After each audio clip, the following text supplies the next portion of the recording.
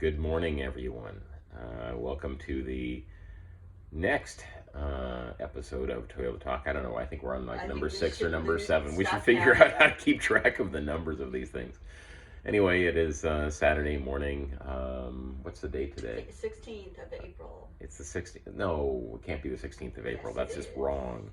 That is is. wrong. Anyway, welcome to Toilet Talk with Dina Lynn. Here's your lovely host sitting on her Hello. throne. How are you?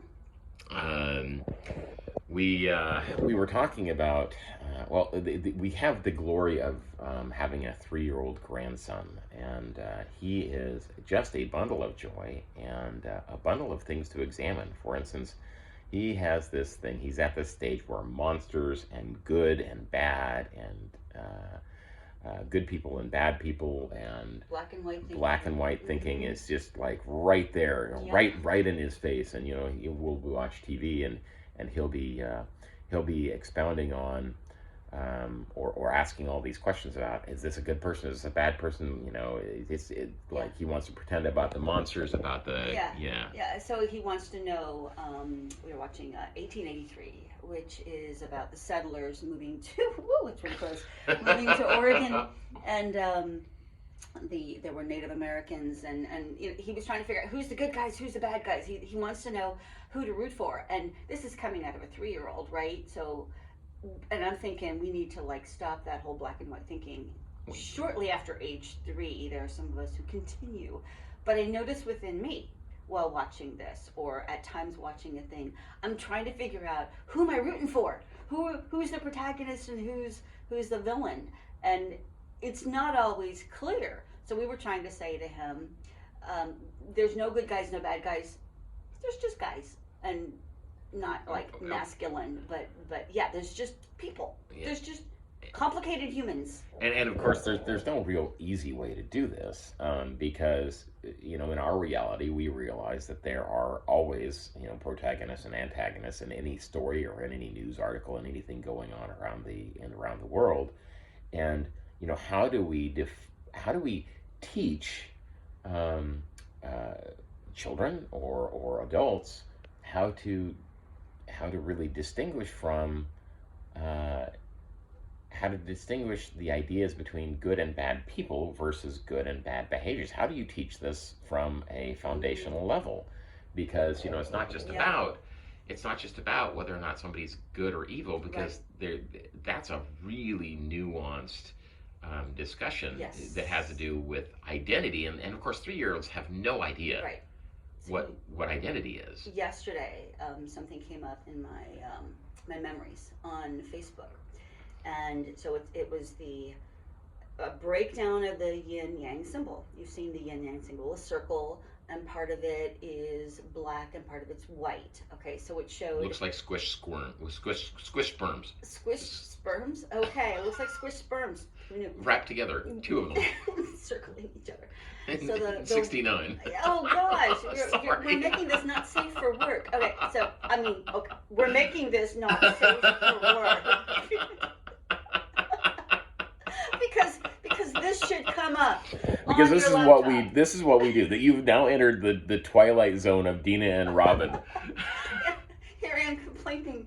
This needs to be what children can watch in school on their phones. Oops. Oops.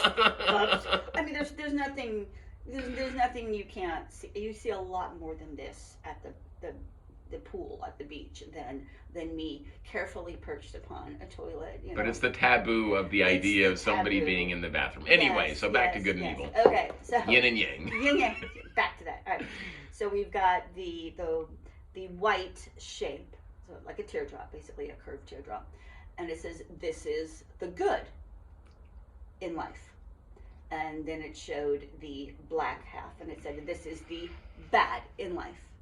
And then it pointed at the black dot within the white, and it said, and this is the bad within the good in life. And it said on the black side with the white dot, this is the good within the bad in life. And then it showed it all together, and it said, and this is life. And I guess we don't want to mature out of that 3-year-old mindset that says good and bad. We want to categorize, we want to separate, But the yin yang symbol shows that it's all together. Life has both the light and the shadow, the good and the bad, the positive, the negative, the comedy, the tragedy, the highs and lows. I mean, there's no life. There's no there's no anything existing without the charges of positivity and negativity.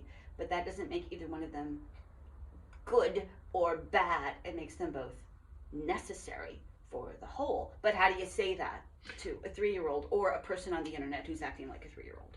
Well, and I think this gets back to one of the fundamental problems that we're having in society today is that let's throw out some meaningless percentage. Let's say 70% of the world out there, or maybe 50% or 60. Who knows? I mean, I don't know how many fucking people believe this or not.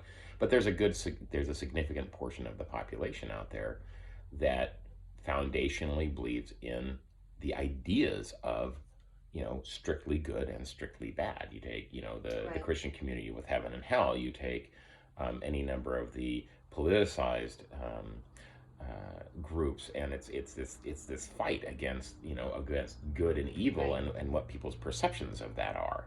And we don't teach a more nuanced view in our culture in general. We just teach Yeah. this idea of good and bad. So we As can if it's set up, arbitrary. yeah, well, we can set up our 3-year-olds, 4-year-olds, 5-year-olds, 10-year-olds with this Right. more nuanced view of uh, of how life actually, or how I perceive life But actually how are we works. going to teach the 3-year-olds when we have the adults running around with this tribal? And Well, you and that's just notice it, yeah. that you've got two opposing teams, two opposing worldviews, looking at politics. You've got the left and the right, and each side is believing, well, I'm on the team of the good guys, and those, whatever's shoved to the other side, they're the bad guys.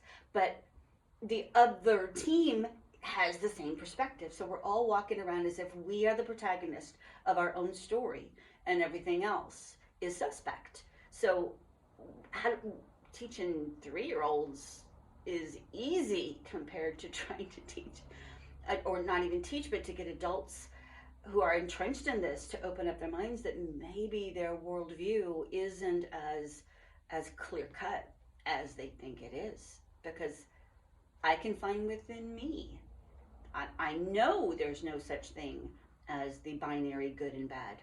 And yet, in my mind, there's this part of me that's walking around silently judging the rest of the world as different and therefore them.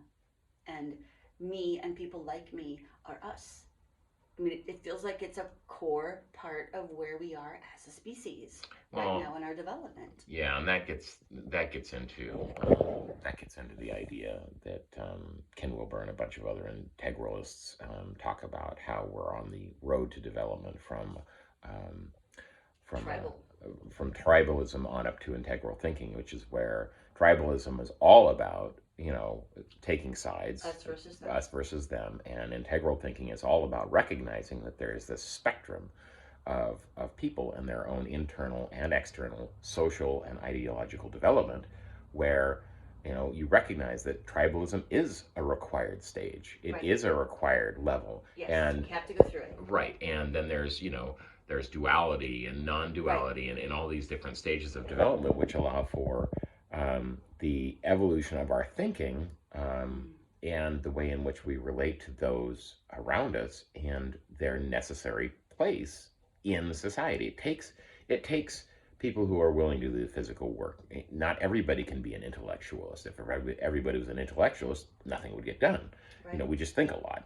Well, So. we can be an intellectual and also want to do shit. I mean, But I'm talking about strictly, if everybody was strictly Okay. an intellectualist, Right. nothing would ever get right, done. we just all sit around talking. We just have endless toilet talks and nobody doing Ooh, shit. endless toilet talks. Can you imagine other people doing toilet talks? Yeah. Just sitting around all day on a weird chair and pontificating With coffee. with coffee. Coffee is necessary. It's the fuel Yeah. for pontification. Gosh, I had like five thoughts, maybe seven, in the time in which you were saying something. About integral thinking and structures and having to go through stages. It's interesting how before we get to the integral level, so in between a more tribal mythic mentality up to integral, along the way, along those developmental steps, we still have this mindset of those down here, and we despise that entire stage, which is ridiculous because we all have to go through each stage. It's like a child who's in I don't know, seventh grade, despising the sixth graders. But you had to go through sixth grade to get to seventh grade, and it's Well, ridiculous. it's only a reflection of our own self-loathing. Yes, all of, well, isn't everything a reflection of self loathing? Not accepting different parts of who we are and what it took to get where we are. Yeah. And then we look at others who remind us of something we don't like about ourselves, and we get upset at them for being like us. Well, And it would be a lot easier if we could just get rid of the idea of shame. I mean, that's just, I mean, that's, you know. that's an entirely different public It is. Anyway, because there I've been challenged lately I to know. consider that there can be A good healthy form of shame. that it keeps us from acting out our more base instincts or giving complete sway to the shadow, which is of course also necessary. I don't think we All need these to do things are that through necessary. shame, though. I mean, I think we can do that anyway. Yeah, that's Yes. getting completely off topic. Totally well, off topic. not completely But off that's what topic. we but do. anyway. Toilet talk is all about getting off topic, just not getting off the Toilet, yes. because that would be Inappropriate. very inappropriate. Yes, yeah. Anyway, The mimetic rivalry, the notion of us versus them. There comes a shift. The major shift comes when we can each personally and then thus collectively realize that there is both truth and error in everything. That there's nothing that's all good or all bad. Everything has an element of truth in it that's worth finding and celebrating, and everything has error. And when we get there, when we can give ourselves compassion and allowance for being a human who can hold both within us, the contradiction, the dichotomy of that, then we can look at another messy, dichotomous, paradoxical human and say, oh, them too. And we can look at the world around us and say that. And right now it's hard looking at our division in this country and all over the world and give it that allowance and say they're just another messy element instead of they're bad. Whether we're talking about the war in Ukraine, it's so easy to pick sides. It's so easy to say they're bad, they're good. no, I'm sorry. Putin is an evil bastard. Sorry, I'm just going to say that right now. It's like we don't need to nuance that. He may have been raised to be an evil bastard, but he's an evil bastard. Yes. Sorry. Anyway, no, I apologize. It is more nuanced than that. And then but there I had to goes say that. the question of, who did what to you, Putin, to make you the way you are, and yet you could have afforded some excellent therapy. So there's that. That's kind of on you, Putin. Yeah. And well, it's ultimately on everyone, isn't it? That we all need to seek out our own healing, our own growth, our own development. Yeah. And it's, I guess another question, and this needs to be a reasonably short toilet talk. We both have things we have to get to, but we started this off by talking about a 3-year-old and what do we do to teach our children, and of course not everybody's going to teach them these kinds of things. We just happen to be believe in these kinds of things, and so that's what we're teaching our grandchild, or attempting to, hopefully guiding him in a more nuanced perspective. But I mean, is that what it takes? Is passing on the more nuanced perspective to those that we can, so that they can then spread and share it as they go throughout their lives. I don't know. So I just had a thought about the 3-year-old, because we have that literal 3-year-old sitting there, asking questions about the show, Good Guys, Bad Guys. And why we were letting a 3-year-old watch 1883 is another interesting question, because at one point he's like, I don't want to watch this. And within me, I have that internal 3-year-old. So I don't think it's possible to raise the next generation to be more open-minded, more accepting, et cetera, because 3-year-olds are wired such that they do that binary thing. It's a stage they go through. It's part of our development as a human. But what if we could each retrain our own internal 3-year-old, which for me is sort of the summation of the internal work that I do and the shadow work that I do with myself, which is to catch myself when I have a a thought like that, when I have a knee-jerk reaction to something, when I react against something someone else says, or if I feel a sudden impulse to flinch with shame, or to constrict myself from some emotional reaction to what's happening in my world, that means my own internal 3-year-old, or whatever age, is still feeling the pain that I once felt as a child when I couldn't contend with those things that I can now feel. So for me, because I can't go fixing the rest of the world, and I can't raise all the 3-year-olds, but I can deal with mine. But we can do toilet talks that the 3-year-olds will watch.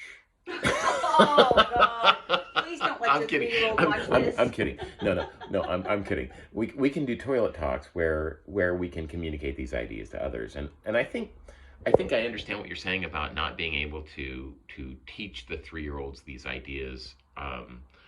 From a foundational point, the 3-year-olds are not going to understand these things, but it Right. is about planting the seeds of of reason, which We can model it. which allows them to pick up on a system which they're not going to necessarily be naturally exposed to out in preschool or grade school or middle school or high school. So I think it is important that we try and actually teach these concepts, Yes. um, We have to be where we responsible with can. what we're given, and yet I've got this foundational belief, y'all. I mean, I don't know how universal it is, but something that I have come to believe is that I can't change what's out there until I've done what's in here. And actually, out there is a projection screen onto which I can hopefully see my shadow, see the hidden parts that I don't see in myself. So when I have a strong reaction to something on the world stage, whether it's a conflict in two other countries, what part of me is having a war within myself? What does that remind me of that I can do something about? I can't stop the war between Ukraine and Russia, but what part of me feels like it's at odds with myself? Right, and I agree. Yeah, we can't go changing things outside of us that we haven't at least started to examine inside of us. But Right. the place that I would get into a bit more nuanced conversation about that is comes back to something else we've discussed years ago, and the idea is that you don't have to be perfect Right. at something to start it. Right. So any conversation that has to do with right, wrong, good, bad, any of these nuanced things that we're dealing with in the world isn't a situation where we have to be perfect at something to start teaching a better way to interact with To have the others, to have the conversation about conversation that. Every about it. conversation should be possible to be had. Um, I think we confuse conversation with conversion. We think that once we begin to have a conversation, someone's trying to make us see something different. It's not. It's not that. It's about opening up to see more than this tight, constricted view that we might be carrying around. To see that there's more. That there's okay. There's some truth here, but if there's truth and error in everything, my job is to find out where is my truth, where is the error that needs to be questioned or at least seen, and where's the truth that someone else has Right. that builds on my truth and helps me to overcome whatever error I may be clinging to. Right. So, I mean, in our world, we're looking at a dramatic age where absolutism is kind of ruling the entire environment. You've got the extreme left and the extreme right politically, which Yeah. are going after these absolutism Yes. ideas, and it's creating an untenable space to have any kind of conversation. So, if we were to start those conversations out before absolutism gets involved, Mm-hmm. and we can have the more nuanced conversations at a earlier level, we're not waiting to have the perfect solution. Right. Then we come up with a solution together. Both sides of anything have to listen to each other. That's the essence of mediation, is when we feel heard by the one we're seeing as the enemy, then that's the beginning of recognizing we have a lot in common. When we hear each other, when we feel heard on a heart level, emotional level, when our needs are expressed and understood by the other, then we can start to break down these walls between whether it's interpersonal, interpersonal, interpersonal between two people, or cultural or national. We've got to have the conversations about all the stuff that we're afraid to talk about. Right. And I think that's where we're starting to work with our children, if we can, if we have the ability to. Um, really kind of starts that foundational opening to the idea where we can have those nuanced conversations in the future. So, And to even listen to the children. yeah, I mean, the and idea even that well, this is a yeah, little blank slate who has nothing but input coming in. There's a soul inside that little person, and we can ask them questions. How do you see this? What right. wisdom can come out of the mouths of children? I've experienced it personally. Well, oftentimes children have these innocent ideas, which foundationally are at the heart of our ideals to begin with. Right. So, if we can tap into their inherent curiosity about the world, and their simplistic way of viewing things, Right. our system is too complicated as it is. Take a look at the tax code, take a look at the political and election system in the United States. Everything we do is incredibly convoluted. We really do need to get things back to a more It's intentionally simplistic way. obfuscated so we can't understand it, so we simply follow along what those who declare Right. themselves to be leaders are saying, and that's Right. that's not good for anybody. That's certainly not a democracy or a republic of any kind, and yeah, it needs to be simplified. So the question that I keep coming back to is, obviously, you and I have some of these same ideals and ideas. How do we open up the landscape to others to allow a more, a more nuanced way of encouraging our children and our society to interact with one another in a way which is a little less black and white. I think we need to sit everybody on a toilet and have an honest conversation. Well, and there you have it. I think that is the perfect way to wrap things up. There's my thoughts. And there's her thoughts. Well, thank you for joining us for a reasonably short version of Toilet Talk this Saturday, the 16th of April. Oh my God. We have enjoyed having you watch us, and thank you for joining us on Toilet Talk with Dina Lynn. This is where shit gets real. Bye-bye. Bye. Take it easy.